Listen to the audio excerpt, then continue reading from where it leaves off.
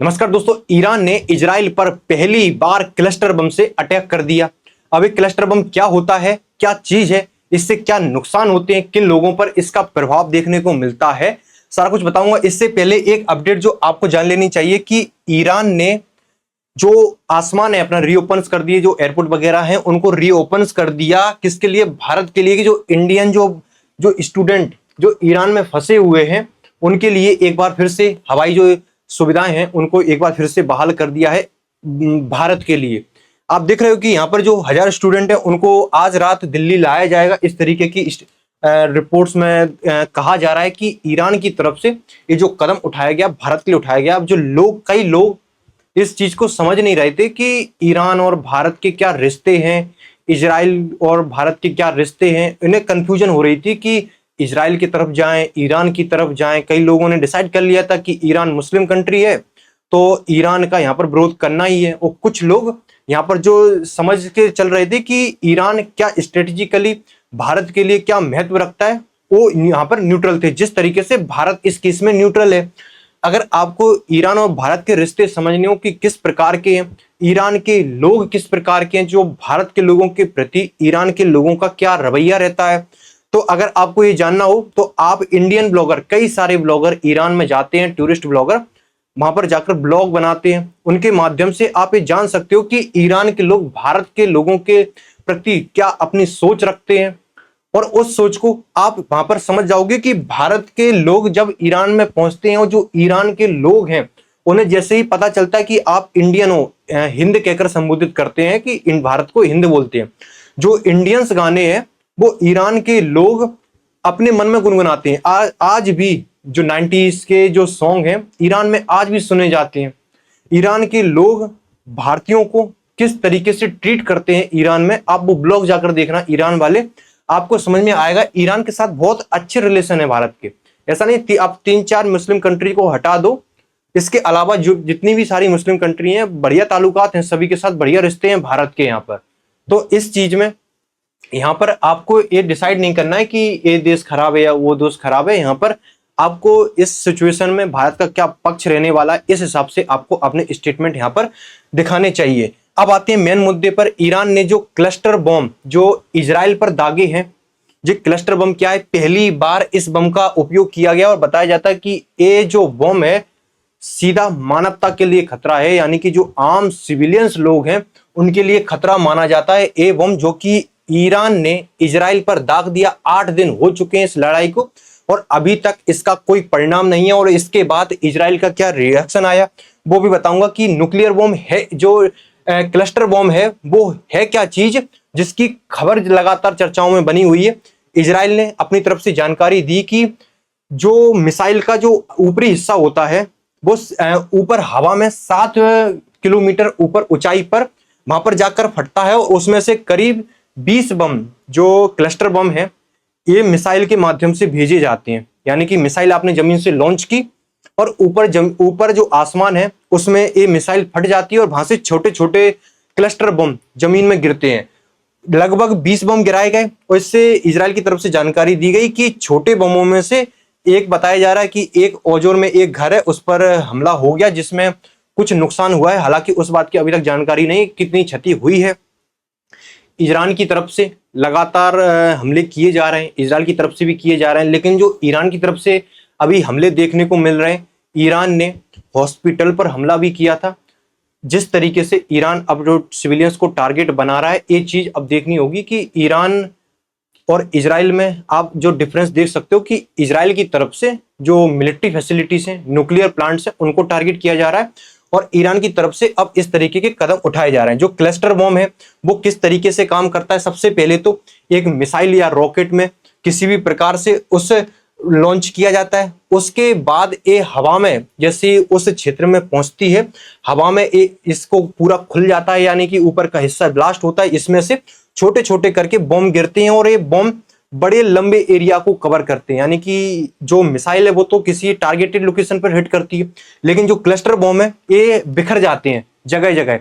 वो बताया जाता है एक मिसाइल में थाउजेंड्स ऑफ जो क्लस्टर बम है वो इस तरीके से हंड्रेड्स ऑफ बम इस तरीके से इस मिसाइल में रहते हैं। अगर मान लो ये न्यूक्लियर फैसिलिटी है, या कोई मिलिट्री फैसिलिटी है, मिसाइल होगी तो यहाँ पर टारगेट करेगी। लेकिन ये बम अगर ये सिविलियंस के घर भी हैं या बिल्डिंग है, सिविलियंस जहाँ पर रहते हैं, तो ये सबको कवर कर लेता। और इसका नुकसान इतना घातक है कि जो क्लस्टर बम है, इससे होता यह है कि आज क्लस्टर बम आपने किसी भी मिसाइल से दाग दिए तो इसमें से बहुत सारे क्लस्टर बम फटते नहीं है, यानी कि आज मिसाइल से दागे और बहुत सारी जगह बिखर गए, उसके बाद वॉर खत्म भी हो गई, उसके बाद कहीं मलबे में या जमीन के नीचे वो दब गए। उसके बाद कई सालों बाद अगर मान लो किसी ने खुदाई वगैरह की तो वो उस पर जैसे प्रेशर वगैरह पड़ेगा तो सालों बाद भी खतरा है कि वो ब्लास्ट हो सकता है। तो इसीलिए इसे खतरा माना जाता है कि इसमें से हंड्रेड्स ऑफ जो क्लस्टर बम है वो गिरना, उसके बाद कई तो उसी टाइम फट जाते हैं और कई उसी टाइम नहीं फटते, जो सालों बाद फटते हैं और कई लोगों की जान ले लेते हैं, कई लोगों को जोखिम कर देते हैं। इस प्रकार से ये मानवता पर खतरा बताया जाता है, इसलिए इसे इंटरनेशनल लॉ बनाया गया 2008 में कन्वेंशन के थ्रू। 111 कंट्रीज ने इस पर साइन किए, लेकिन ईरान, इजराइल और यूएस और रसिया, इन देशों ने इस पर साइन करने से यहां पर मना कर दिया और इनके द्वारा लगातार इस प्रकार के जो क्लस्टर बम हैं वो बनाए जा रहे हैं, इनका भंडारण इनकी तरफ से किया जा रहा है। 2023 में जो अमेरिका है उसने यूक्रेन को ये जो क्लस्टर बम है वो दिए थे रसिया पर यूज करने के लिए। बताया जा रहा था कि रसिया की साइड से यूक्रेन पर इस प्रकार के बमों का यूज किया जा रहा था, तो अमेरिका ने यहां पर यूक्रेन को दिए थे। इन हथियारों का इतिहास बड़ा पुराना है, कहा जाता है कि सेकेंड वर्ल्ड वॉर के समय इनका पहली बार यूज हुआ था और उसके बाद से लगातार इनका विकास तेजी से हो रहा है। जब इन्हें बड़ी संख्या में जमा कर लिया गया, इन हथियारों को मुख्य रूप से व्यापक युद्ध क्षेत्रों में फैले हुए सैन्य लक्ष्यों, जैसे अगर इसका सिविलियंस पर यूज नहीं किया जाए, अगर कहीं आर्मी छावनी है या बहुत सारे टैंक रखे हुए हैं, बहुत सारी आर्मी के सोल्जर्स वगैरह हैं, तो ऊपर से दागा और उसके बाद जो बम है वो बिखर जाते हैं, इस प्रकार से भी इनका यूज किया जाता है। लेकिन जो आज की जो मॉडर्न जंग है इसमें आजकल सिविलियंस को भी टारगेट किया जाता है, उस समय भी सिविलियंस को टारगेट किया ही जाता था। जो न्यूक्लियर बम अमेरिका ने गिराए थे जापान में, उस समय सिविलियंस को ही नुकसान हुआ था, तो आमतौर पर सिविलियंस को ही नुकसान होता है। इजराइल की तरफ से 4 बड़े डिफेंस सिस्टम इजराइल में लगे हुए हैं, लेकिन फिर भी ईरान की तरफ से सरप्राइज पे सरप्राइज दिए जा रहे हैं। वो ईरान की तरफ से जो मिसाइलों के यूज किए जा रहे हैं, आपको बताऊंगा कि सोशल मीडिया पर ईरान की एक फतेह मिसाइल वायरल हो रही है। कहा जा रहा है कि ये ड्रैगन है, ड्रैगन की तरह आसमान में किस तरीके से इसकी एक इमेज क्रिएट हो रही है। जो 4 डिफेंस सिस्टम लगे हुए हैं ये रोकने में भी कामयाब नहीं हो पा रहे हैं। आप जब समझ सकते हो कि मोसाद का जो हेडक्वार्टर है जो तेल अवीव में, वहां पर ईरान की मिसाइल जाकर हिट करती है, तो आप समझ सकते हो कि ईरान की तरफ से भी नई टेक्नोलॉजी की मिसाइलें यहां पर यूज की जा रही हैं। आयरन डोम, इसका आपको पता ही होगा कि ये काफी पॉपुलर जो डिफेंस सिस्टम है इजराइल का, जो कि मल्टीपल रॉकेट्स फायर करता है उसके बाद।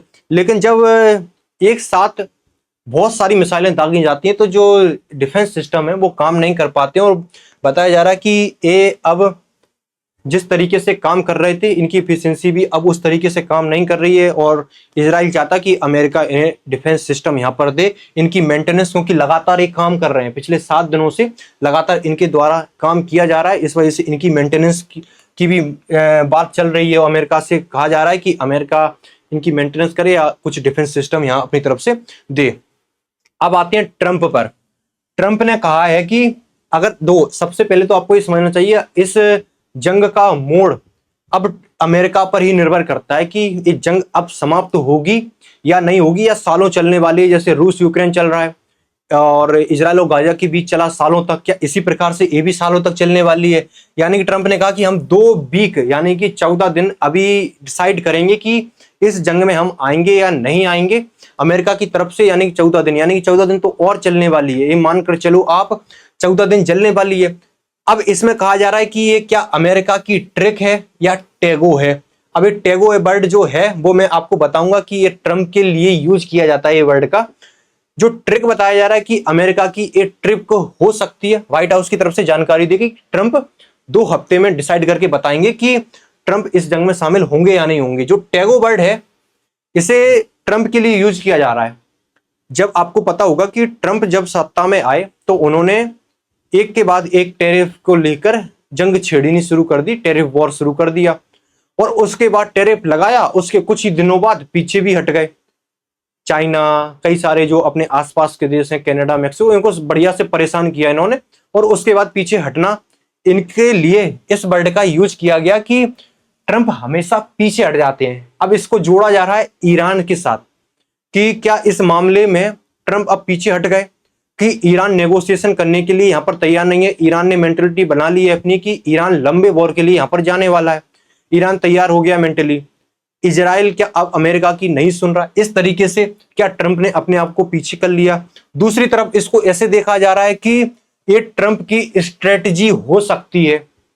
अब स्ट्रेटजी कैसे हो सकती है? यहां पर 14 दिन की कहा, यानी कि यहां पर ईरान आश्वस्त हो गया होगा कि अमेरिका अभी तो इस जंग में नहीं आने वाला। और क्या अमेरिका 4-5 दिन के अंदर ही अटैक कर देगा? पॉसिबिलिटी है कि अमेरिका 4-5 दिन के अंदर ही अटैक कर दे। इजराइल की तरफ से लगातार दबाव बनाया जा रहा है अमेरिका के ऊपर। इजराइल के जो प्रधानमंत्री हैं, इजराइल की तरफ से लगातार ऐसी बातें कही जा रही हैं कि आप इस तरीके से किनारा कैसे कर सकते हो। इजराइल की तरफ से इस तरीके की दबाव अमेरिका पर दिख रहा है। क्या 4-5 दिन के अंदर इजराइल ईरान पर बड़ा अटैक होने वाला है? क्या न्यूक्लियर जो फैसिलिटी है उनको एक साथ तबाह किया जा रहा है? इस तरीके से अब समझ में जो कुछ भी होगा वो इस तरीके से अब आगे सामने आएगा। भाई जो जेम्स जी जो स्टावरिडिस हैं, एक सेवानिवृत्त नौसेना के एडमिरल और यूरोप में पूर्व सर्वोच्च अमेरिकी कमांडर रह चुके हैं। इन्होंने कहा कि अमेरिका जो तुरंत हमला करने के लिए निर्णय के लिए कवर हो सकता है, यानी कि 14 दिन की बोल दिया और अमेरिका हो सकता है कि 4-5 दिन में हमला कर दे।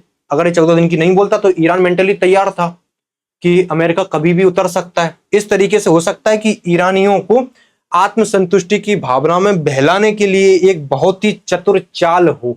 इस तरीके से इसे इस तरीके से भी देखा जा रहा है। लेकिन क्या होता है ये तो आगे पता ही चल जाएगा। अब जो मैंने कहा था कि जो फतेह मिसाइल है ईरान की, जो मिस्टीरियस जो हाइपरसोनिक मिसाइल जो फतेह, इसकी कंफर्मेशन हो गई है कि ये फतेह मिसाइल है।